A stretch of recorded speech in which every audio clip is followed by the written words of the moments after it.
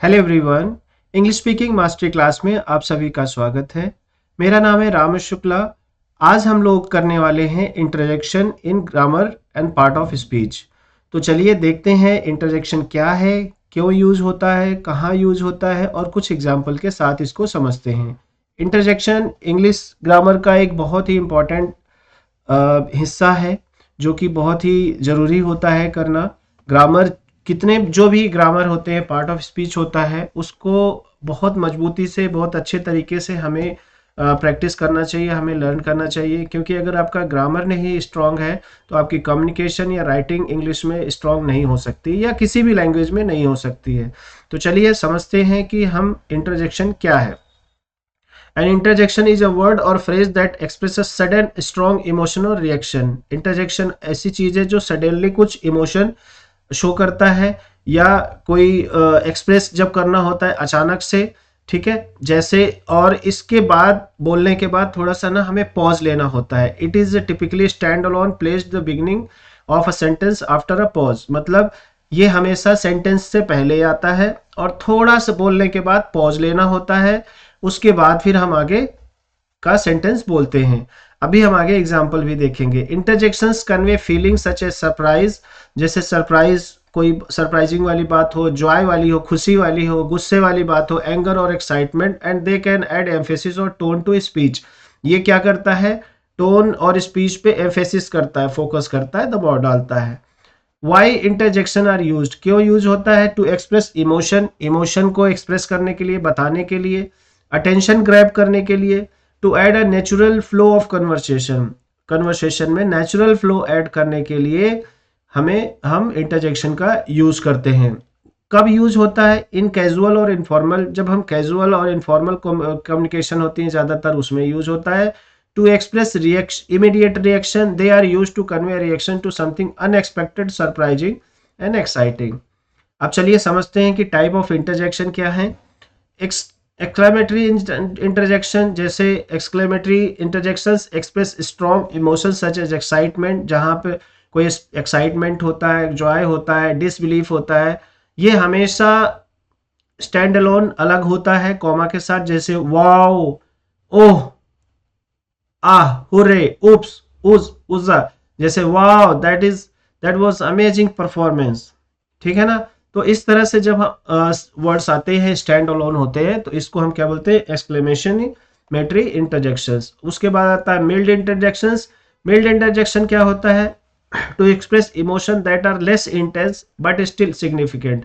मतलब वेल, मतलब इतना ज्यादा फोकस नहीं होता, जैसे वेल यूज करते हैं, ओह, ए, ऊ, इस तरह से हम इस तरह के जो सेंटेंसेस होते हैं, जो वर्ड्स होते हैं, उसको हम क्या बोलते हैं? Mild interjections. इन्हें आपको जानना है, समझना है, थोड़ा प्रैक्टिस करना है, न्यूज़पेपर से, बुक से इस तरह के मिलते जुलते वर्ड्स निकालने हैं ताकि आपको याद हो सके, आप समझ सकें। जब कभी आपको बोलना हो, लिखना हो या पढ़ना हो तो आप समझ सके कि ये किस नेचर से बिलोंग करता है। कर्सिंग, प्रोफिनिटी इंटरजेक्शंस, ये किस तरह के होते हैं? These interjections express strong emotions such as frustration, anger. ये जो प्रोफेनिटी इंटरजेक्शंस होते हैं स्ट्रॉन्ग इमोशन को शो करने के लिए, फ्रस्ट्रेशन को, एंगर को, शॉकिंग होते हैं, जैसे डैम, हेल, क्रैप, शिट, इस तरह की चीजें जब हम यूज करते हैं तो इसको बोलते हैं कर्सिंग या प्रोफेनिटी इंटरजेक्शंस। नेक्स्ट है interjections of agreement. These interjections are used to show agreement, affirmation और confirmation और statement। जैसे जब आपकी ऐसे words जो शुरू में आते हैं और रुक जाते हैं, उनको हम बोलते हैं interjections of agreement, जिसमें हम सहमति जताते हैं, yes, या, right, right, उह, absolutely। जैसे हम किसी से कोई पूछता है हमसे तो हम बोलते हैं या, I agree with you completely. या जो होता है या यस, राइट, ये सब क्या हो गया? Interjections of agreement.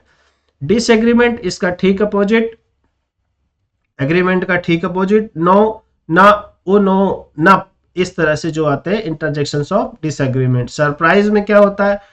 Interjection of surprise में वाओ, ओह, गोश, गी, हुआ, yikes, wow, I can't believe you did that.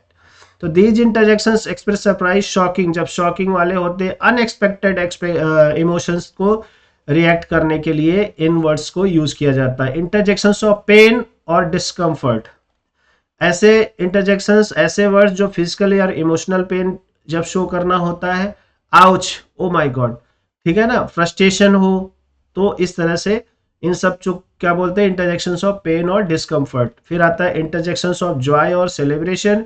इसमें क्या होता है, जॉय और सेलिब्रेशन से रिलेटेड होते हैं, नाम से ही पता लग रहा है, ज्यादा बताने की जरूरत नहीं है। येप, हु, हुर्रे, इस तरह से। इंटरजेक्शन ऑफ डाउट में क्या होता है, जिसमें श्योरिटी ना हो, दीज इंटरजेक्शंस एक्सप्रेस अनसर्टेनिटी और डाउट अबाउट समथिंग। किसी चीज को लेके जब डाउट होता है तो हम इसको क्या बोलते हैं, इंटरजेक्शंस ऑफ डाउट और स्केप्टिज्म। हम, I doubt it, really, really जब आप इस तरह से इमोशन दिखाते हैं, बोलते हैं, तो आप कहीं ना कहीं श्योर नहीं है, आप डाउट कर रहे हैं, इसलिए आप इस तरह से बोल रहे हैं। तो यहाँ पे टेबल है, आप इसको गो थ्रू कर लीजिएगा। एक्सक्लेमेटरी एग्जाम्पल है, वाह, ओह, आ, हुर्रे।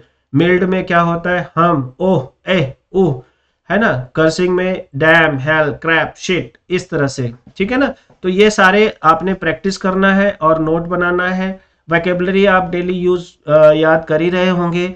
जैसे ही इसके बाद हमारे दो और आएंगे पार्ट ऑफ स्पीच, इनको करने के बाद फिर हम टेंस करेंगे, फिर वहां पे ये सारे काम आएंगे। तो अभी आपको ये बोरिंग लग रहा होगा, लेकिन आगे यही सब काम आने वाला है। तो इसको अच्छे से आपको रिवाइज करना है, प्रैक्टिस करना है। ये डॉक्यूमेंट आपको गूगल शीट आप वहाँ पे आपको मिल ही जाएगा, आप डिस्क्रिप्शन में आप वहाँ से ले सकते हैं और इसका प्रैक्टिस कर सकते हैं।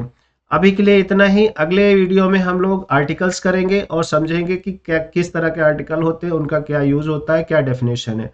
आई होप कि आप प्रैक्टिस कर रहे होंगे और वीडियो आपको यूजफुल लगी होगी। अभी के लिए इतना ही, मिलते हैं अगले वीडियो में। Till then, thank you so much.